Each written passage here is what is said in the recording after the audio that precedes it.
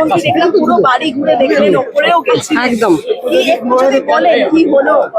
কি হলো মানে উনি দেখলেন কোনটা আসল বাড়ি, কোথায় ওনার জন্মের পর কোথায় ছিলেন, এবং সামনে উনি যে এই বাড়িটা করেছিলেন সেখানেও গেলেন, উনি যে ঘরে থাকতেন সেই ঘরে গেলেন, ওনার প্রাইজ গুলো হাতে নিয়ে দেখলেন।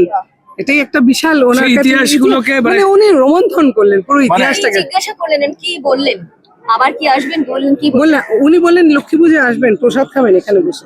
অপূর্ব একটা অনুভূতি। এবং শুধু তাই নয়, আমাদের যে সংস্কৃতি, আমাদের যে পরম্পরা, যেগুলো একটু অবহেলায় চলে গিয়েছিল, তার মধ্যে সব থেকে বড় একটা স্তম্ভের নামে কিন্তু ছিল উত্তম কুমার। বাংলা, বাঙালি, আমাদের কৃষ্টি, আমাদের সংস্কৃতি, তার যে একটা বড় পরিচয়, সেই সংস্কৃতিকে বাঁচিয়ে নতুন করে তোলবার যে প্রয়াস, সেখানে কিন্তু একটা বড় ভূমিকা আমাদের সবার হৃদয়ে থাকা উত্তম কুমারের। মহুয়াদিরা, তারা পরিবারের মানুষ, এইভাবে এই নতুন সরকার এবং আমাদের প্রিয় মুখ্যমন্ত্রী, তিনি এসে খুঁটিনাটি পুরো বিষয়টা জানলেন এবং একটা কথা বললেন, যেটা আমার কাছে খুব আবেগের একটা কথা লেগেছে, যে পরিবারকে কেন সরকারের কাছে যেতে হবে, সরকারের দায়িত্ব পরিবারের খোঁজ নেওয়া, রক্ষণাবেক্ষণ করা, প্রত্যেকটি ঘরের কোনায় কোনায় যাওয়া, তার মূর্তিতে ছবিতে মাল্যদান করা, প্রতিটি বিষয় খুঁটিয়ে দেখা এবং তার ইতিহাস জানা।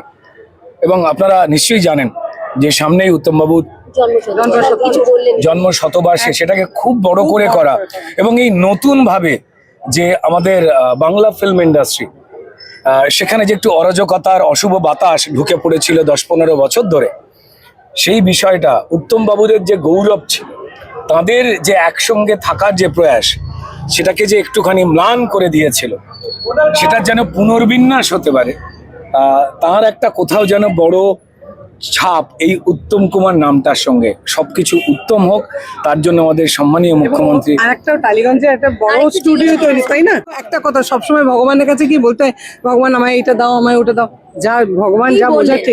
উনি বললেন আমি শোনো পাশে আছি, এই কথাটা অনেক বড় কথা।